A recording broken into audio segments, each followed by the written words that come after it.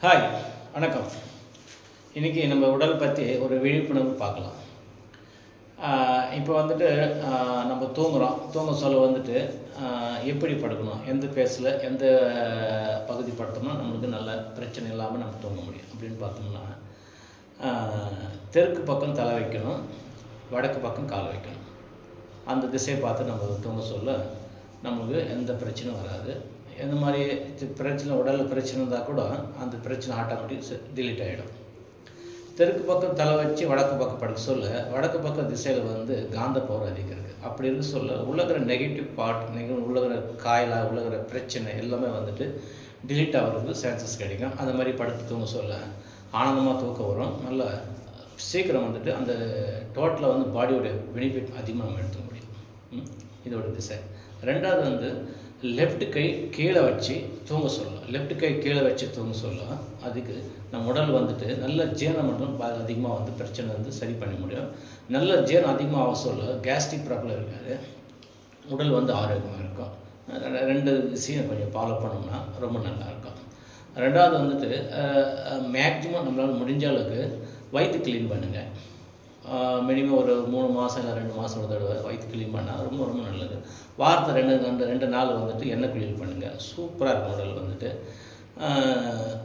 Minimum காலையிலும் சாயங்காலமும் குளிக்கிறதுக்கு try பண்ணி பாருங்கள், ரொம்ப அழகாக இருக்கும். முடிஞ்ச வரைக்கும் அந்த பல் வளர்க்க சொல்ல வந்துட்டு இந்த கெமிக்கல் ஐட்டம் இல்லாத நேச்சுரலாக கொஞ்சம் மாற்றி பாருங்கள், ரொம்ப அழகாக இருக்கும். எண்ணெய் குளியல் போது மேக்ஸிமம் வந்துட்டு நம்மளுக்கு வந்துட்டு சூரிய சக்தி இருக்கிற மாதிரி நல்லா சூரிய வெளிச்சல் இருக்கிற மாதிரி எண்ணெய் குளியல் பண்ணுங்கள். அப்படி இல்லைன்னா அன்றைக்கி அதிகமான மழை வருதுன்னா அன்றைக்கி எண்ணெய் குளியல் பண்ணாதீங்க. அன்றைக்கி பௌர்ணமி அமாவாசை தான் பண்ணாதீங்க. அன்றைக்கி வந்து உங்களுடைய பிறந்தநாள் இருந்தாலும் பண்ணாதீங்க. இது மாதிரி பார்த்து செலெக்ஷன் பண்ணி எடுத்திங்கன்னா உடல் வந்து ஆட்டோமேட்டிக்காக ஆரோக்கியமாக நல்லா இருக்கும். எந்த காயில் வந்தாலும் சரி பண்ண முடியும், சரி பண்ண முடியாதுன்னு சொல்லிட்டு எதுவுமே நினைக்காதீங்க. எல்லாமே சரி பண்ண முடியும். நம்ம உடல் ஆரோக்கியம் வச்சிங்கன்னா ஃபஸ்ட் கிளாஸாக உடம்பு வந்து சரி பண்ண முடியும்.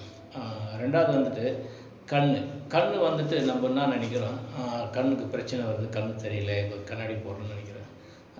மினிமம் வந்துட்டு நம்மளுக்கு கண் பிரச்சனை வர காரணம் வந்து சூடு, அதிகமான ஹீட்டு தான். ஹீட்டு வர காரணம் என்ன, வயிறு சரி பண்ணோம்னா ஆட்டோமேட்டிக் ஜீரணம் அதிகமாக நல்லா க்ளீனாக இருக்கும். அதுக்கு நெக்ஸ்ட்டு வந்துட்டு நம்ம கண் வந்து குளிர்ச்சியாக இருக்கும். இந்த மாதிரி நம்ம பார்த்து பண்ணிட்டு போகணும். எண்ணெய் குளியல் அதிகமாக பண்ண சொல்ல உடல் வந்து ஆரோக்கியமாக இருக்கும். உள்ளகிற உஷ்ணமெல்லாம் வெளியேறும். உடல் வந்து பாதிப்பு வந்து சரி பண்ண முடியும். இப்போ நம்ம உடல் வந்து வர காயல்கள் வந்துட்டு என்னென்னா மெயின் வந்துட்டு நம்ம வந்து நல்லா வாக் பண்ணணும், நல்லா நடக்கணும். நடக்க நல்லா அதிகமாக நடக்கணும்னா நம்ம என்ன நினைக்கிறோம், செருப்பு போட்டு நடக்கணும்னு சொல்கிறோம். சிட்டியில் இருக்கிறவங்களாம் வந்துட்டு ஒரு பார்க்கு, ஒரு கிரவுண்டு அது மாதிரி இடத்துல செலெக்ஷன் பண்ணிக்கின்னு செருப்பு எடுத்துகிட்டு நல்லா வாக் பண்ணணும் பூமியை. இந்த மாதிரி வாக் பண்ண சொல்ல பூமியில் ஒரு இடத்துடைய மெயின் உடைய டோட்டலாக இடத்தோடைய எனர்ஜி எடுத்துக்கினா உடம்பு தான் வந்து கரண்ட்டு மாதிரி ஒரு மெயின். அது பூமி வந்து ரெண்டு டோட்டலாக சேர சொல்ல ரொம்ப அதிகமாக நம்ம டோட்டலாக வந்து உடம்பு வந்து எனர்ஜி நல்லா இருக்கும், நல்லா சுறுசுறுப்பு.